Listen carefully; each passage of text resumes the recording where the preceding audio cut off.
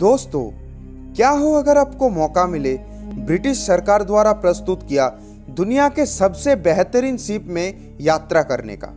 तो आप में से शायद कोई भी इसका जवाब ना नहीं देंगे। लेकिन 14 अप्रैल की रात में जो घटना घटा, अगर उस शिप में यात्रा करने वाले लोगों को वो पहले से ही पता होता तो शायद उनमें से कोई भी उस शिप की तरफ मुड़ के भी नहीं देखते।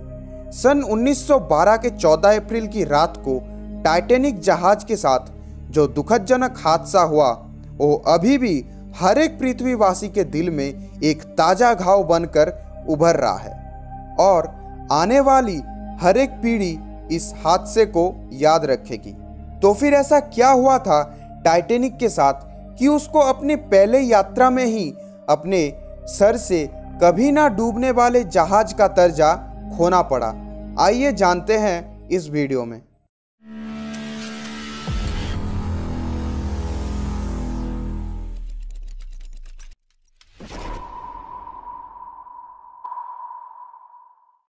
घटना की शुरुआत होती है 90s दशक के पहले दौर में, जब ब्रिटिश सरकार द्वारा दो बड़ी कंपनी व्हाइट स्टार और कर्नेट को एक प्रोजेक्ट दिया गया, जो कि था दुनिया के सबसे बेहतरीन और लग्जरियस शिप बनाने का,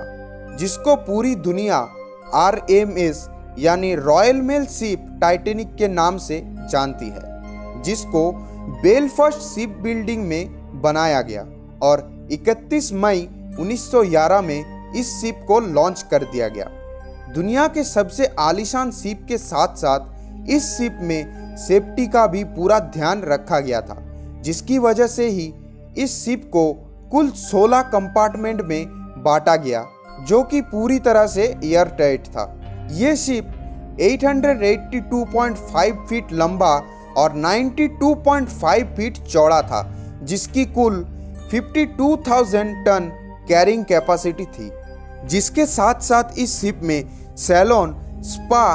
बार, गेम्स, स्विमिंग पूल इत्यादियों का सुविधा भी दिया गया था। इन सब चीज़ों की वजह से ही ये शिप दुनिया की सबसे आलीशान और विशाल शिप होने का दावा रखता था। 1912 के 10 अप्रैल में टाइटैनिक अपना पहला और आखिरी यात्रा शुरू करता है, जो कि न्यूयॉर्क से साउथैम्पटन जाने वाला था, जिसमें captain Edward Smith, radio operator Jack Phillips और हार्लोड ब्राइड के साथ कुल 2200 पैसेंजर शामिल थे। यात्रा शुरू करने के 4 दिन बाद यानी 14 अप्रैल की शाम को टाइटैनिक जहाज आइसबर्ग के इलाके में पहुंच जाते हैं, जहां पर रात के 9:40 पर कैप्टन को आइसबर्ग के कुल 6 वार्निंग मिलते हैं। लेकिन कैप्टन स्मिथ इन सब वार्निंग को बिल्कुल अनदेखा करके टाइटैनिक को अपने मैक्सिमम स्पीड में समुद्र को चीर कर आगे ले जाते हैं।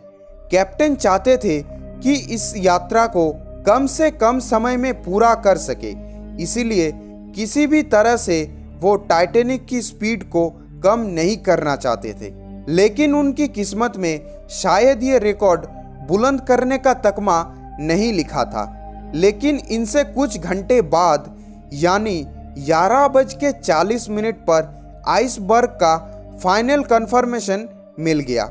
जब शिप को उस आइसबर्ग से पूरी तरह से मोड़ लेना बिल्कुल असंभव हो चुका था और इसीलिए टाइटैनिक के आगे का हिस्सा आइसबर्ग से बुरी तरह से टकरा जाता है, जिसकी वजह से आगे के कुल 5 कंपार्टमेंट में पानी भर जाता है और शिप का पिछला हिस्सा पानी से करीब 10 डिग्री एंगल पर ऊपर उठ जाता है। घबराहट में captain Smith radio operator head Philip को ऑर्डर देते हैं कि दूसरे शिप को वार्निंग और हेल्प का सिग्नल भेजने के लिए। 15 अप्रैल की रात 12:20 पर वो दूसरे शिप को सिग्नल मिलता है, जबकि वो लोग टाइटैनिक से करीब 107 किलोमीटर दूरी पर थे और उन लोगों को टाइटैनिक तक मदद पहुंचाने के लिए करीब 3 घंटे से भी ज़्यादा का वक्त लगने वाला था और शायद इसी वजह से टाइटैनिक को अपने मुश्किल हालातों में अकेला ही डटकर सामना करना पड़ा था। तब शिप में 65 कैपेसिटी वाले कुल 20 लाइफ बोट मौजूद थे, लेकिन घबराहट में कैप्टन ने 65 की जगह 20 से 30 लोगों को बिठाकर ही लाइफ बोट को भेजने लगे, जिसकी वजह से केवल 1178 जन ही लाइफ बोट से निकल पाए। यही उन लोगों का आखिरी वक्त था जानकर टाइटैनिक शिप के म्यूजिशियन शिप डूबने के दौरान वहां पर म्यूजिक प्ले करने लगे ताकि वो लोग अपने आखिरी पल को यादगार बना सके। लेकिन सबसे बुरा तब हुआ जब टाइटैनिक एकदम बीच में से टूट गया और 15 अप्रैल की रात 2:08 पर वो जहाज यानी RMS टाइटैनिक पूरी तरह से समुद्र में समा गया। 15 अप्रैल की सुबह 3:30 पर जब रेस्क्यू टीम वहां पर पहुंची,